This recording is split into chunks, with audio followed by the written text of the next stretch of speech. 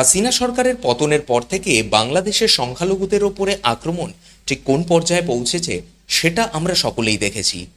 ইতিমধ্যেই সারা বিশ্ব এই বিষয়টা নিয়ে যথেষ্ট উদ্বেগ প্রকাশ করেছে, কিন্তু সকলেই ভেবেছিল যে নতুন অন্তর্বর্তীকালীন সরকার গঠনের পরে এই বিষয়টা ধীরে ধীরে প্রশমিত হয়ে যাবে, নতুন সরকার কড়া হাতে এই বিষয়টাকে দমন করবে।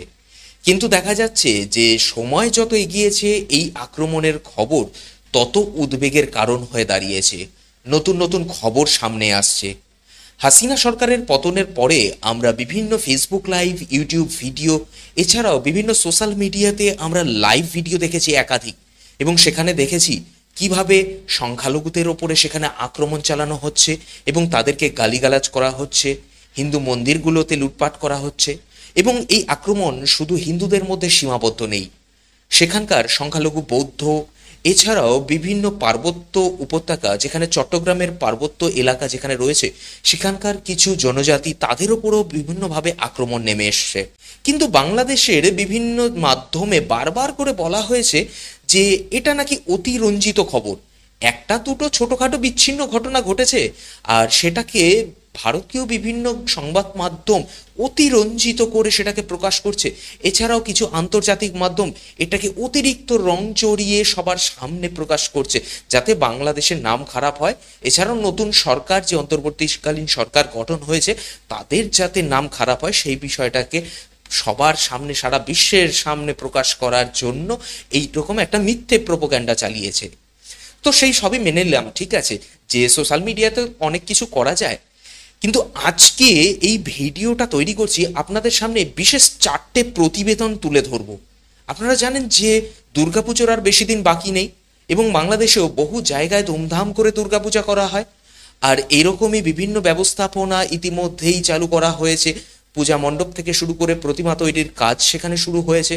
কিছুদিন আগেই একটা খবর আপনাদের সামনে তুলে ধরেছিলাম, যখন বাংলাদেশের নতুন স্বরাষ্ট্র উপদেষ্টা একটা সাংবাদিক সম্মেলন করে সেখানে দুর্গাপূজার উপরে কিছু প্রতিবন্ধকতা নিয়ে আসছে। কি সেই প্রতিবন্ধকতা?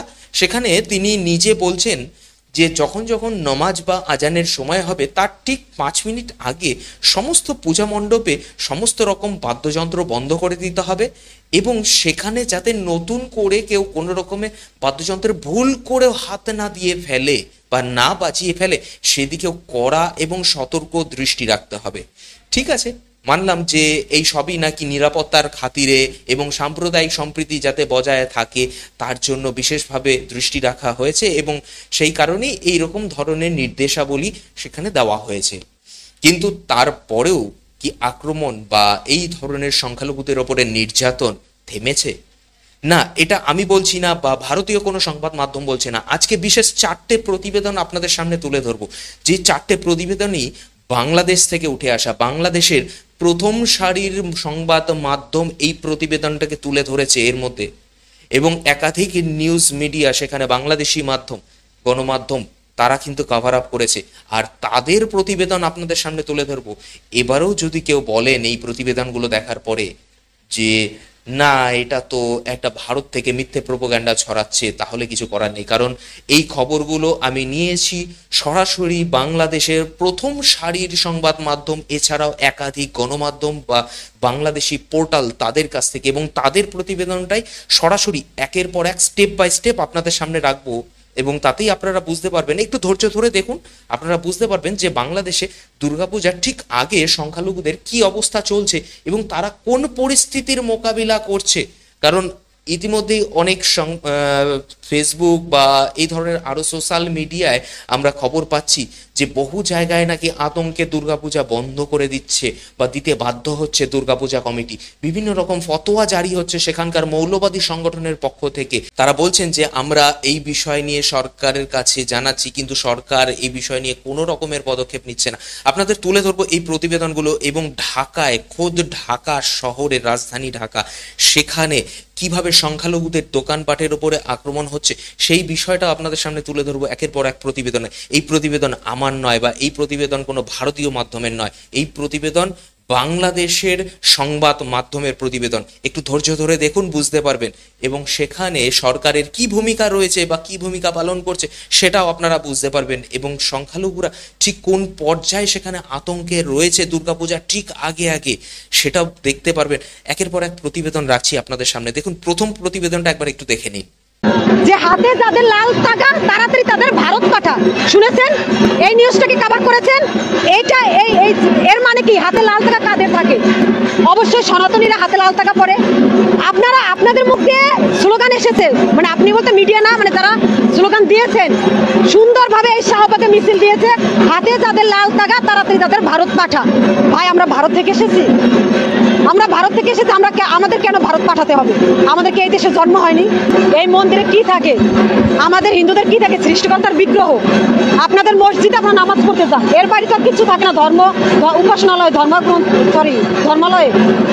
এই জায়গা তো পাহারা দেওয়ার জায়গা নেই, জায়গা না। মন্দিরে তো ওই যে মহারানী ভিক্টোরিয়া যে কোহিনূর নিয়ে গেছিলেন ভারত থেকে, এমন কোনো মহামূল্যবান সম্পত্তি তো মন্দিরে নেই যে মন্দির পাহারা দিতে হবে। আমার মন্দির পাহারা দেওয়ার কোনো প্রয়োজন নেই। আমার মন্দির যাতে পাহারা দেওয়া না লাগে, আমরা যেন শান্তিভাবে মন্দিরে আসতে পারি, আমাদের পূজা অর্চনা করতে পারি, সেই ব্যবস্থা করুন। আমরা মন্দির পাহারা চাই না, মন্দিরে যাতে পাহারা না লাগে সেই ব্যবস্থা চাই। মন্দির পাহারা দেওয়া কোনো সুনামধন্য কাজ না। মন্দির কবে পাহারা দেয়? যদি মন্দির অনিরাপত্তায় ভোগে, যদি মন্দিরে হামলা হওয়ার ভয় থাকে, তখন মানুষ মন্দির পাহারা দেয়। তাহলে তার মানে নিশ্চয়ই আমাদের দেশে মন্দির হামলার ভয় আছে, তাই মন্দির পাহারা দিচ্ছে। তাহলে আপনি আগে মন্দির যাতে হামলা না হয় সেটা নিশ্চিত করুন, পাহারার কোনো প্রয়োজন নেই। যিনি বলছেন তিনি বাংলাদেশে প্রতিবাদে সামিল হয়েছেন, তিনি একজন সনাতনী মহিলা। তিনি বলছেন যে সেখানে মিছিল হচ্ছে, মৌলবাদীরা মিছিল করছে, মিছিল করে স্লোগান তুলছে জায়গায় জায়গায়, হাতে যাদের লাল ধাগা বাংলা ছেড়ে তাদের কোথায় ভাগা, অর্থাৎ ভারতের কথা বলছে যে ভারতে ভাগিয়ে দে তাদেরকে। এর আগে আমরা শুনেছি যে সেখানে একাধিক মিছিল হয়েছে, ভারত যাদের মামার বাড়ি, বাংলা ছাড়ো তাড়াতাড়ি, এই ধরনের স্লোগান বাংলাদেশ থেকে উঠেছে। আজকে বাংলাদেশে একজন সনাতনী মহিলা তিনি সংবাদ মাধ্যমকে বলছেন যে আপনারা খবর করছেন না কেন, আপনারা তো প্রতিবেদন নিচ্ছেন, এগুলো খবরগুলোকে তুলে ধরুন। এবং একটি বাংলাদেশের সংবাদ মাধ্যম সেই খবরটাকে তুলে ধরেছেন, এবং এই রকম ধরনের খবর প্রতিবেদন কিন্তু আমরা এখন দেখতে পাচ্ছি, শুনতে পাচ্ছি। তাহলে তারা ঠিক কোন পর্যায়ে রয়েছেন? তারা এই নিয়ে বাংলাদেশ সরকারের কাছে প্রতিবাদ জানাচ্ছেন এবং রিকোয়েস্ট করছেন, বলছেন যে এর বিরুদ্ধে দ্রুত ব্যবস্থা নিন। বাংলাদেশ সরকারের কাছে সংখ্যালঘুদের সুরক্ষার দাবিতে বিভিন্ন সনাতনীরা এক জায়গায় হয়ে জোটবদ্ধ হয়ে তারা প্রতিবাদ করছেন, এবং মোহাম্মদ ইউনূস সরকারের কাছে তারা ৮ দফা দাবি জানাচ্ছেন যে এই বাংলাদেশ কিন্তু সকলের দেশ, এখানে হিন্দু মুসলিম সকলে নির্বিশেষে কিন্তু ৭১-এর মুক্তিযুদ্ধের সময় প্রাণ দিয়েছে। তারা অন্য কোনো দেশের বাসিন্দা নয়, তারা বাংলাদেশেরই বাসিন্দা, তারা বাংলাদেশের নাগরিক। তাহলে তারা কেন শান্তিতে থাকতে পারবেন না? তাদের বিরুদ্ধে কেন এই ধরনের তাদের উপরে আক্রমণ হবে মৌলবাদীদের?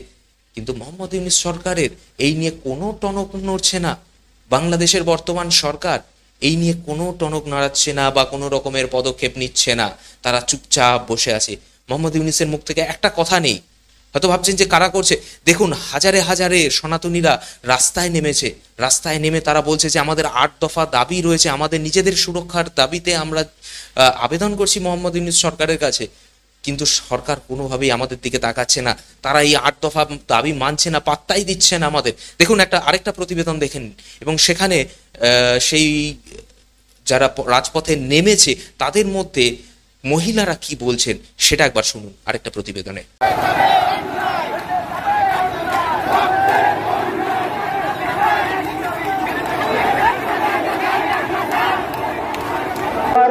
আপনারা এই যে মিডিয়া নিয়ে আসছেন, আদৌ কি আপনারা প্রচার করবেন? ভালো ভালো নিউজ চ্যানেল শুধু প্রচার করে যাচ্ছেন আমাদের দেশ খুব শান্তিতে আছে।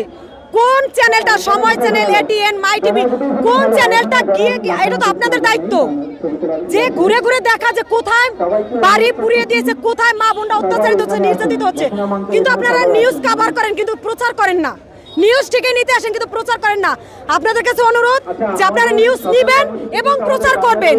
আর প্রধান উপদেষ্টার কাছে আমার একটা বক্তব্য যে উনি তো নোবেল বিজয়ী, বাংলাদেশের একমাত্র ব্যক্তি যে নোবেল বিজয়ী, তার চেহারা দেখে নোবেল দেয়নি। সে যথেষ্ট বিজ্ঞ, যথেষ্ট বুদ্ধিমান একজন ব্যক্তি।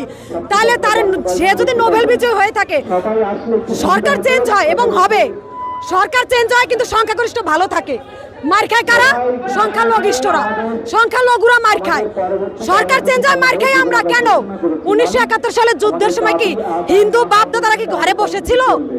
যুদ্ধ তো তারাও করছে, জীবন তো তারাও দিয়েছে। পাকিস্তানিরা তো আমাদেরকেও, আমার মা দাদি নানিদেরকেও তো নির্যাতন করছে। তাহলে এই দেশে যদি যুদ্ধ করে আমরা আছি, তাহলে কেন আজকে সংখ্যালঘু আপনাদের অত্যাচারে কমতে 30% থেকে কমতে আজকে প্রায় শূন্য হয়ে গেছে?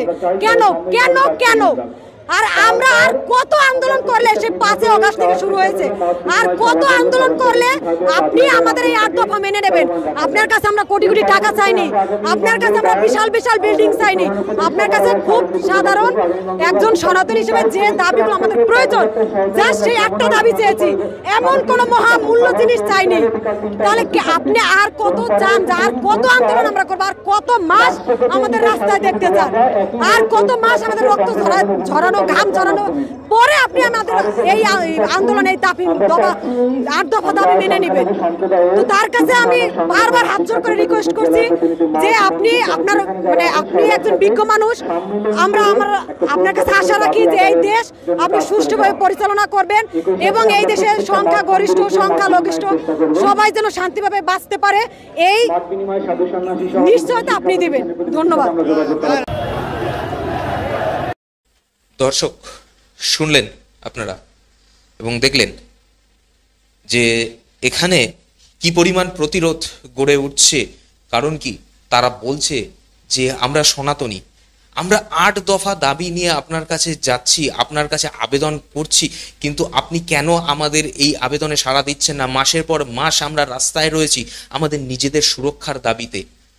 যিনি সরকার প্রধান অর্থাৎ মোহাম্মদ ইউনূস, তিনি তো একজন দিগ্গজ ব্যক্তি এবং তিনি যথেষ্ট শিক্ষিত ব্যক্তি। আজকে তিনি যদি এই পরিস্থিতিকে না বোঝেন যে ঠিক কোন পর্যায়ে রয়েছে এখানে সংখ্যালঘুদের নিরাপত্তা, তাহলে কে বুঝবে?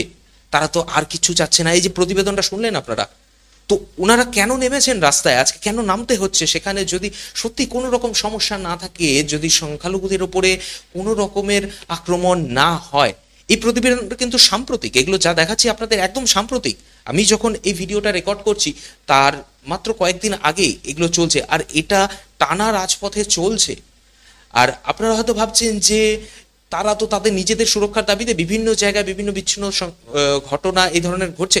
তাহলে দেখুন যে তাদের যে দোকানপাট বা ব্যবসা বা বাড়ির ওপরে কি ধরনের আক্রমণ হচ্ছে বা কি ধরনের থ্রেট চলছে, সেখানে হুমকি চলছে সরাসরি এসে সিসিটিভি ক্যামেরায় সেই ফুটেজ উঠছে। আর কি বলছে তারা, কিভাবে গায়ে হাত দিচ্ছে এবং তাদেরকে সেখান থেকে উঠে তাড়িয়ে দেওয়ার জন্য কি ধরনের হুমকি চলছে, সেই বিষয়টা একবার দেখুন এই প্রতিবেদনটা। আরেকটা প্রতিবেদন তুলছি এখানে, আর এই প্রতিবেদনটা বাংলাদেশের একটা ন্যাশনাল মিডিয়া চ্যানেল আই, আপনারা সবাই নাম শুনেছেন, সেই চ্যানেল আই এই প্রতিবেদনটা করেছে। আপনারা একবার দেখুন এই প্রতিবেদনটা। একজন ঢাকায়, এই প্রতিবেদনটা যেটা করেছে সেটা হচ্ছে ঢাকায় একটা দোকান এবং বহু পুরনো একটা হোটেল, সেই হোটেল মালিক তিনি সনাতনী এবং তাকে সেখান থেকে জোর করে উচ্ছেদ করার জন্য এবং কি থ্রেট দিচ্ছে, কিভাবে ঢুকে আক্রমণ হচ্ছে দোকানে, সে বিষয়টা শুনুন এবং তিনি কি বক্তব্য দিচ্ছেন সেটাও একবার আপনারা শুনুন।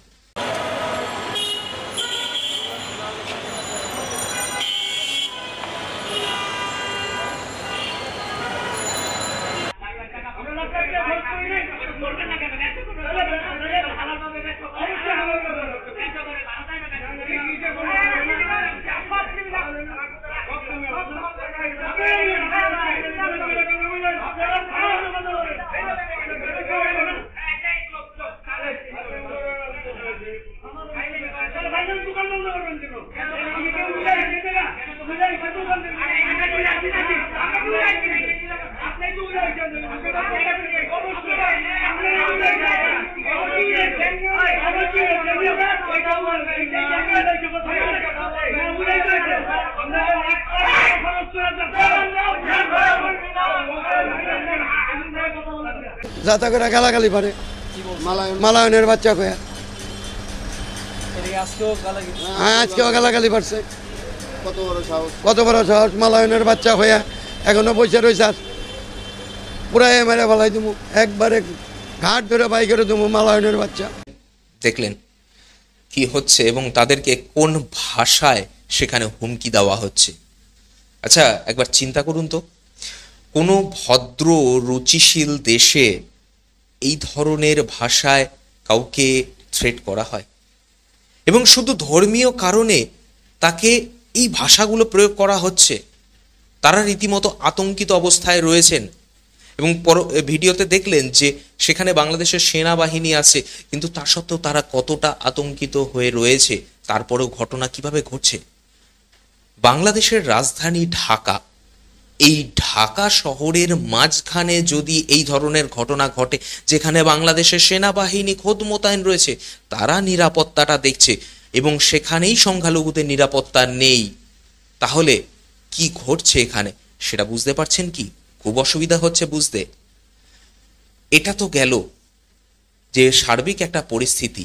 এই প্রত্যেকটা ভিডিওতে আপনারা দেখতে পাচ্ছেন যে সেখানে সংখ্যালঘুরা ঠিক কোন জায়গাটায় নিরাপত্তাজনিত অভাব বোধ করছেন এবং কি কি পরিস্থিতির মোকাবিলা করছেন। আসি এবার দুর্গাপুজোর বিষয়। সামনেই তো দুর্গাপুজো। অনেকে হয়তো এখানে বসে ভাবছেন যে আমরাও যেমন ভারতবর্ষে দাঁড়িয়ে খুবই শান্তিতে ধুমধাম করে দুর্গাপুজো উদযাপন করছি বা এই দুর্গাপুজো পালন করছি বিভিন্ন মণ্ডপে মণ্ডপে শিষ্টাচার মেনে, ধর্মীয় আচার মেনে, বাংলাদেশেও সেরকম হচ্ছে। কারণ কিছুদিন আগে যেটা শুরুতে একদম ভিডিও শুরুতে বললাম যে সেখানকার স্বরাষ্ট্র উপদেষ্টা তিনি সেই বিষয়টা, নিরাপত্তা বিষয়টা নিয়ে সাংবাদিক সম্মেলন করেছেন। এবার আসি সেই নিরাপত্তা বিষয়টা ঠিক কোন পর্যায়ে পৌঁছেছে আর মৌলবাদীরা ঠিক কোন পর্যায়ে এই দুর্গাপূজাকে ভিত্তি করে হুমকি দিচ্ছে এবং টাকার দাবি করছে আর পূজা বন্ধ করার জন্য ঠিক কোন কোন প্রয়াস করে চলেছে। আর প্রত্যন্ত এলাকায় যারা এই সনাতনীরা দুর্গাপূজা করেন তারা ঠিক কতটা আতঙ্কিত এবং আতঙ্কগ্রস্ত হয়ে নিজেদের এই সব থেকে বড় উৎসব বা সব থেকে বড় পুজো এটাকে আতঙ্কে বন্ধ করে দিতে বাধ্য হচ্ছেন বা বন্ধ করার পক্ষে মত প্রকাশ করছেন যে বেঁচে থাকলে না তারপরে পুজো করব, তার থেকে ভালো ভাই পুজোটা বন্ধ করে দাও, অন্তপক্ষে প্রাণে বেঁচে থাকি। কোন জায়গাটা পৌঁছেছে সেটা আরেকটা প্রতিবেদনে দেখবো আপনারা। আর এই প্রতিবেদনটাও কিন্তু বাংলাদেশেরই একটা মাধ্যম তুলে ধরেছে। দেখুন, এটা নিয়ে রীতিমতো বিশ্বজোড়া তোলপাড় শুরু হয়েছে। এই খবরটা চারিদিকে ছড়িয়ে পড়েছে, ইন্টারন্যাশনালি ছড়িয়ে পড়েছে। ভারতের একাধিক মিডিয়াও কিন্তু এটা কভার করেছে। কিন্তু বাংলাদেশের মিডিয়া আপনাদেরকে দেখাচ্ছি এই কারণে, বাংলাদেশের মিডিয়ার খবরটা দেখাচ্ছি এই কারণে যে ভারতের মিডিয়া তো না হয় মিথ্যে প্রোপাগান্ডা চালাতে পারে, কিন্তু বাংলাদেশের মিডিয়া কি বাংলাদেশকে নিয়ে মিথ্যে প্রোপাগান্ডা চালাবে? তাহলে ঠিক কোন পর্যায়ে পৌঁছেছে এই থ্রেট কালচারটা এবং কি পরিমাণ হুমকির শিকার হতে হচ্ছে, কি পরিমাণ আতঙ্কে থাকতে হচ্ছে দুর্গাপূজা নিয়ে প্রত্যেকটা বাংলাদেশের সনাতনীদের। এই বিষয়টা একবার দেখুন, এই প্রতিবেদনটা দেখুন, তাহলে বুঝতে পারবেন। দুর্গাপূজা করতে হলে প্রতিটি মন্দিরের পক্ষ থেকে ৫ লাখ টাকা চাঁদা দিতে হবে, এরকম উড়োচিঠি পেয়েছেন খুলনার দাকুপ উপজেলার বিভিন্ন মন্দিরের পূজা উদযাপন কমিটির নেতারা। একথা প্রশাসন বা সাংবাদিকদের জানালে কচুকাটা করা হবে বলে চিঠিতে হুমকি দেওয়া হয়েছে। কোন পর্যায়ে পৌঁছেছে বাংলাদেশে এই সনাতনীদের ওপরে থ্রেট। আতঙ্কে বহু পুজো কমিটি পুজো বন্ধ করে দিতে চাইছেন। তারা বলছেন দরকার নেই পুজো। আবার অনেকে বলছেন যে থাক, বড় করে আর পুজো করার দরকার নেই, খুব ছোট করে আমরা ঘরোয়াভাবে পুজো করি। রীতিমতো বাই পোস্টে নোটিশ আসছে, ৫ লাখ টাকা দাবি করা হচ্ছে। এই প্রতিবেদনটা দুদিন আগের, আর আমি আজকে যখন ভিডিওটা করা শুরু করলাম তার ঠিক আগেই একটা প্রতিবেদন দেখছিলাম এবং খবর রীতিমতো বিভিন্ন প্রথম সারির নিউজ মিডিয়া এটাকে কভার করছে এবং তারা সকলকে এই বিষয়টা তুলে ধরছে সকলের সামনে যে ঢাকায় দুর্গাপূজা বন্ধ করার জন্য রীতিমতো মৌলবাদীদের মিছিল বেরিয়েছে এবং সেখান থেকে এক জায়গা থেকে দুর্গাপূজা বন্ধ করে সরিয়ে অন্য জায়গা নিয়ে যাওয়া হয়েছে, কিন্তু সেখানেও রেহাই নেই, সেখানেও মিছিল চলছে। আমরা ভারতের বিভিন্ন প্রথম সারির মিডিয়াতে সেটা দেখেছি, সোশ্যাল মিডিয়ায় আমি ভিডিওটা দেখলাম, আর প্রথম সারির 2-1টা মিডিয়াতেও সেটা কভার করেছে দেখলাম, আর বাংলাদেশেরও 1-2টো মিডিয়া সেই বিষয়টাকে তুলে ধরছে এটা খুব ভালো লাগছে দেখে যে বাংলাদেশের মিডিয়াও এখন বিষয়গুলোকে সামনে আনার চেষ্টা করছে বা তুলে ধরছে। কিন্তু সব থেকে বড় বিষয় যে সেখানে যে অন্তর্বর্তীকালীন সরকারের প্রধান মোহাম্মদ ইউনিস, তিনি কিন্তু স্পিক টু নট, তার মুখ থেকে একটাও এই বিষয়ে কোনো কথা নেই। তার মানে কি আমরা ধরে নেব যে নীরবতা সম্মতির লক্ষণ?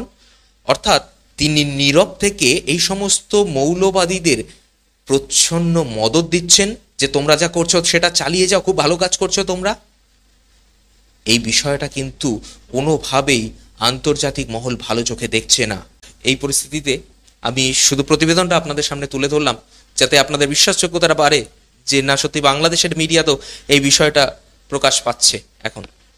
আপনারা জানান, আর পরবর্তী প্রতিবেদনে অবশ্যই চোখ রাখুন, সঙ্গে থাকুন। আর এই চ্যানেলে নতুন হয়ে থাকলে অবশ্যই চ্যানেলটি সাবস্ক্রাইব করে সঙ্গে থাকুন।